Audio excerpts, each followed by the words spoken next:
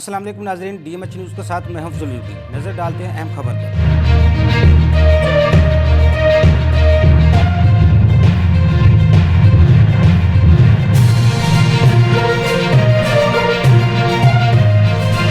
जमहूरियत खिलाफ पाकिस्तान के ज़ेर एहतमाम मैं सरगोशी इश्क हूँ किताब रुनमाई तकरीब कास्मो क्लब जिना पार्क लाहौर में मुनक्कद हुई। सिंध धरती की अजीम शायरा डॉक्टर समीना वाहद किताब की मुसन्निफा थी। तकरीब किताब रुनमाई में असलम गुरदासपुरी, फरक सोहेल गोइंदी, डॉक्टर ताहिर शबीर, डॉक्टर इफ्तिखार बुखारी, ताहिरा सिरा, खालिद राना ने सरगोशी इश्क हूँ के बारे में अपना इजहार ख्याल किया। तकरीब के मेजबान खालिद भट्ट थे। तकरीब में यास्मीन फरूक, बशीर सेठ, जमील अहमद समेत अलमारूफ शायरों, अदीबों समेत सियासी और समाजी शख्सियात के अलावा शहरियों की कसीर तादाद मौजूद थी। DMH न्यूज़ से गुफ्तगू करते हुए मुकर्रिरीन ने इनकलाबी और तनकीदी शायरा को खूब सराहा। मेरा ताल्लुक प्रोग्रेसिव राइटर से है और हम शायरी में अदब बराए अदब नहीं देखते, हम अदब बराए ज़िंदगी शायरी करने वाले शायरों को पसंद करते हैं।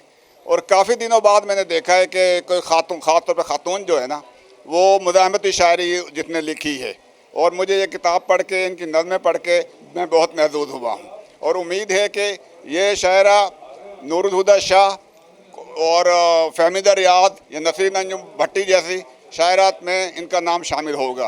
इनकी नज़म में ज़्यादातर नज़में हैं, मुज़ाहमती नज़में हैं, इनकलाबी नज़में हैं। शायरा अपने समाज से जुड़ी हुई है, अपने लोगों के लिए लिखती है, अपनी ज़ात के लिए नहीं लिखती। मैं सरगोशी इश्क हूँ, ये डॉक्टर समीना वाहद की किताब है। सिंध की शायरा हैं और कमाल की शायरा हैं। इनकी शायरी में सरज़मीन है, इंसान है, इंसानियत है और महरूम तबकात हैं इस समाज के। ये शायरी लोगों के हकूक़ और इस्तेहसाल जो उन पर होता है उसको मौजू बनाती है। औरत पर, मज़दूर पर, किसान पर, पंजाबियों, सिंधियों, बलोचियों, पश्तूनों, बिलतियों, ऐसी शायरी हमेशा ज़िंदा रहती है। चूँकि ये लोगों की शायरी है, ये अपनी ज़ात के ऊपर किसी मोहब्बत की कहानी या अपनी नाम नहाद महरूमी की कहानी नहीं है, ये लोगों की इज्तिमाई महरूमियों की कहानी है। और लाहौर वालों का भी दिल बहुत बड़ा है। ये इनकी जो ख़िलाफ़ प्रोपेगेंडा है वो असल में हुक्मरान तबकात हैं। ये सिंधियों को, पश्तूनों को, बलोचियों को और पश्तूनों को, दूसरे सूबे कौमियतों के लोगों को हमेशा वेलकम करते हैं। इंटेलेक्चुअल्स को, सिपा सलारों को नहीं करते, ये वो भी गलत तारीख़ है। तो आज लाहौर वालों ने एक बड़ी शानदार तकरीब की है जिसका एहतमाम खालिद भट्ट साहब ने किया था। और इस तकरीब में लाहौर के वो लोग बैठे थे जो मज़ाहमत की एक तारीख़ रखते हैं। ये इस बात का सबूत है कि मैं सरगोशी हूँ इंसानियत की, महरूम तबकात की, सरज़मीन की और मट्टी की कहानी है शायरी की शक्ल में। देखिए, ये लोग धरती से जुड़े हुए लोग हैं और लोगों के मसाइल में से शायरी करते हैं और शायरी अपना इजहार का, शायरी को उन्होंने ज़रिया बनाया है।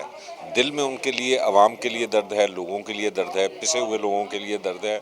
आप इनकी सारी नज़में पढ़ जाएं, एक मज़लूम औरत, एक मज़लूम शख्स, एक मज़लूम मर्द, बेबसी उनकी जो है वो, उसको उन्होंने अपना मौजू बनाया और बड़े खूबसूरत तरीके से बनाया है। तो ये हमने जो उनकी पजीराई यहाँ पे पंजाब ने की है, तो पंजाब में शायद हम बहुत पीछे हैं एक शऊरी लेवल पे उनसे।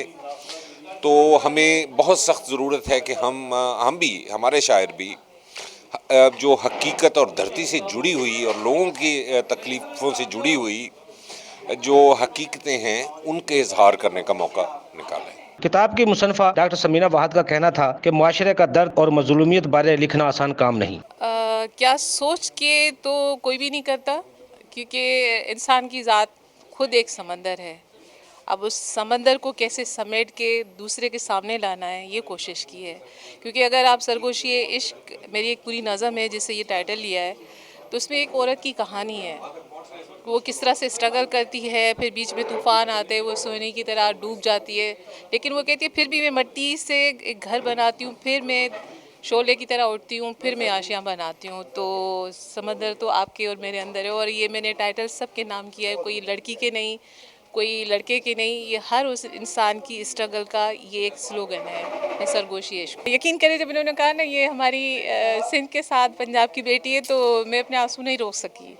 इतनी मोहब्बत, इतना प्यार, मतलब मैं एक्सपेक्ट नहीं कर रही थी। मतलब मैं आई थी दोस्ती में, लेकिन एक इंसान सोचे कि कोई इतना प्यार देगा, इतना खिताब देगा और इतनी अपनायत मिलेगी। और जिस तरह से इन लोगों ने फिर मेरी शायरी को एलोब्रेट करके पढ़ा, यानी यूँ लगा कि मैं तो ऐसा नहीं लिखा था, ये क्या पढ़ रहे हैं, ये तो कुछ और पढ़ रहे हैं और बता रहे हैं।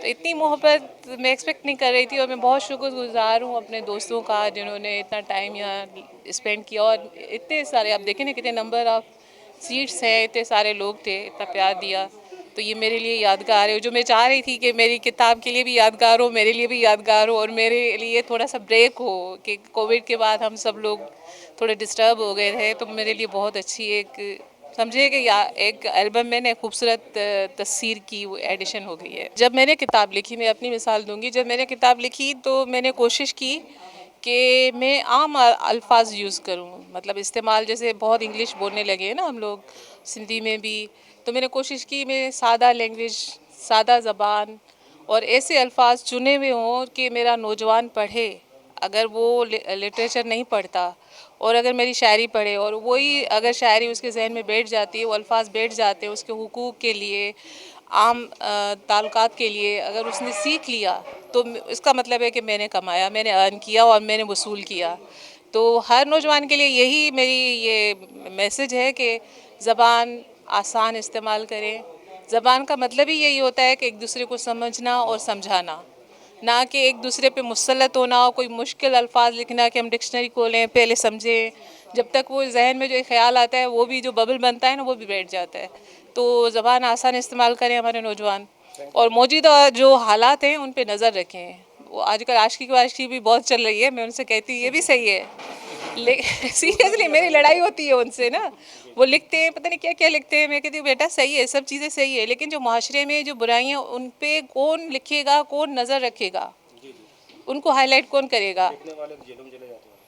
تو جیلوں میں بھی چلے جاتے ہیں، لیکن اگر جیلوں کے ڈر کے مارے اگر ہم نے لکھنا چھوڑ دیا پھر تو گھروں میں بھی تالے لگ جائیں گے، وہ تو ایک جیل تو الگ رہے گی نا، پھر تو گھروں میں بھی تالے لگ جائیں گے۔ یہ تو غلامی کی ایک بڑی علامت ہے کہ آپ سچ نہ لکھیں۔ مزید خبروں کے لیے دیکھتے رہیے DMH نیوز۔